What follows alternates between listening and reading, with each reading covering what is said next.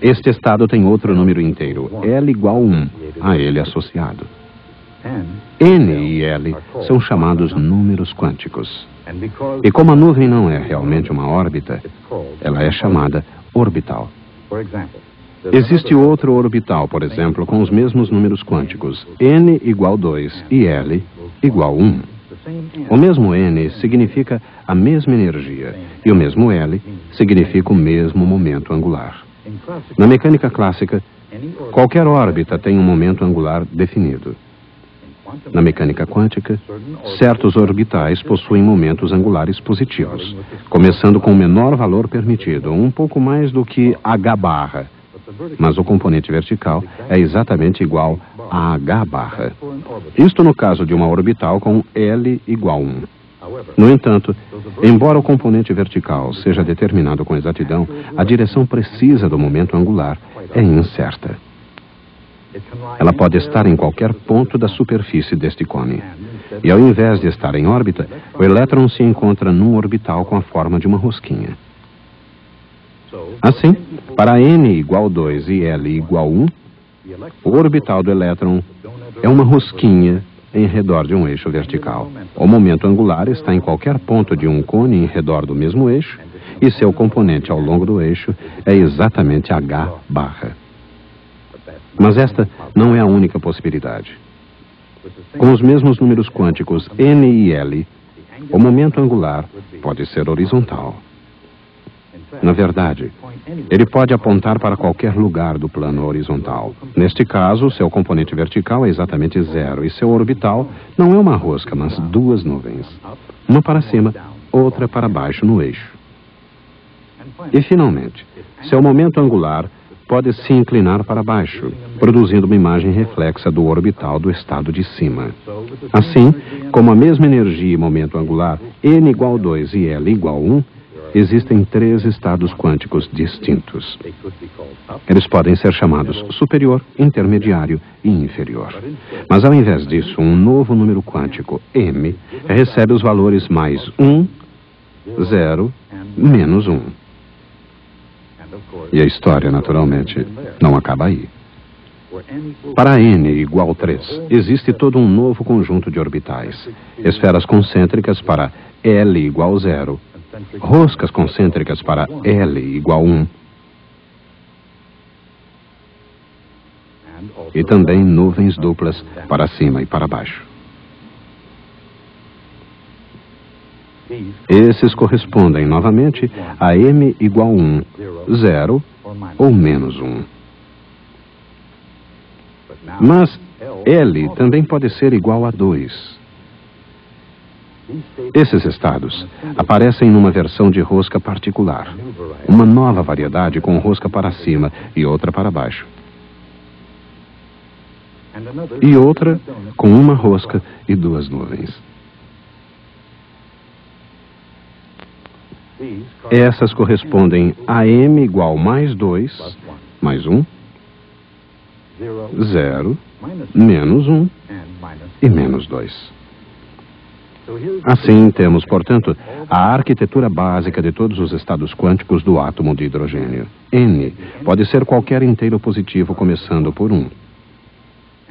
E para cada N, os valores inteiros de L são permitidos de 0 a N menos 1. Finalmente, para cada L, M pode ir de mais L a menos L. Esta mesma estrutura básica servirá para descrever não apenas todos os possíveis estados do átomo de hidrogênio, servirá também para explicar toda a tabela periódica de todos os elementos químicos. Os gregos acreditavam haver 4 elementos básicos: terra, ar, água e fogo. Com o passar do tempo, foram sendo descobertos mais e mais elementos, e no século XX, o seu número chegou a quase 100. Mas apesar de toda a sua diversidade, todos os elementos devem a sua existência a uma trindade de partículas subatômicas: nêutrons, prótons e elétrons. Como o hidrogênio, cada elemento tem muitos estados de energia. Mas no que se refere às propriedades químicas, o mais importante é o menor estado de energia, o estado fundamental. E os estados fundamentais de todos os elementos seguem o padrão dos estados excitados no átomo de hidrogênio. Isso acontece em virtude de duas propriedades quântico-mecânicas muito especiais do elétron. Uma é o fato de o elétron apresentar um movimento de rotação chamado spin. Isto não quer dizer que ele gire literalmente como uma pequena esfera newtoniana, mas possui um momento angular intrínseco como se girasse. Sua magnitude é um pouco inferior a h barra, e seu componente vertical é exatamente a metade de h barra. E assim como o momento angular de um orbital, o momento angular do spin pode ser encontrado com igual probabilidade em qualquer direção ao longo de um cone. Esse cone e sua projeção vertical podem apontar para cima ou para baixo. Essas são as únicas possibilidades. Não existem situações intermediárias. O segundo truque também tem a ver com a natureza quântico-mecânica inerente ao elétron. Dois elétrons não podem ter jamais exatamente o mesmo estado quântico. Em outras palavras, a probabilidade de dois elétrons ocuparem o mesmo estado é exatamente zero. Isto significa que dois elétrons não poderão ter jamais exatamente os mesmos números quânticos no mesmo átomo. Mas o spin em si é um número quântico. Assim, se um elétron tem spin para baixo e outro para cima, eles podem compartilhar o mesmo estado orbital. Essas são, portanto, as regras fundamentais que governam os elementos químicos, a matéria da vida e de tudo mais no mar, na terra e nos céus.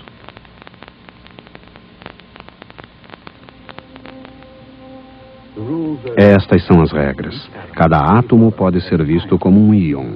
O núcleo, mais os elétrons internos, com um elétron externo final necessário para completá-lo.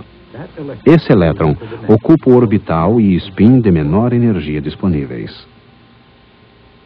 Por exemplo, dois elétrons são permitidos no orbital com n igual 1 e L igual 0. O primeiro completa um átomo de hidrogênio. E o segundo, com spin oposto, completa o átomo do hélio. Isto completa um nível de energia, tornando o hélio quimicamente inerte. A cada camada de orbitais com n igual 2 tem lugar para 8 elétrons. O primeiro, com L igual 0, forma um átomo de lítio. O seguinte, com spin oposto, forma o berílio. Agora é preciso achar lugar na tabela periódica para os átomos com momento angular orbital de número quântico L igual 1. O primeiro é o boro, seguido pelo carbono. Esses estados possuem energias ligeiramente diferentes, até para o mesmo N. Quando cada elemento é formado, ele escolhe o estado de menor energia disponível. Seguindo essa regra, a camada se enche de nitrogênio, oxigênio, flúor e, finalmente, o gás nobre, quimicamente inerte, chamado neônio. De acordo com as leis básicas da arquitetura atômica, a camada N igual 3 terá espaço para 18 elementos, a começar pelo sódio, depois o magnésio, o alumínio, o silício, o fósforo, o enxofre, o cloro e o gás nobre, argônio.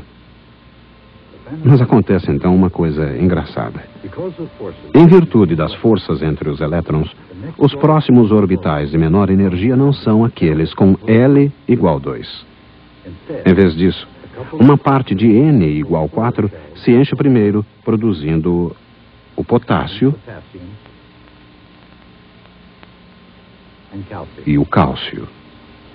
Cada elemento, apresentado desta maneira, possui propriedades químicas semelhantes àquelas acima e abaixo na tabela periódica.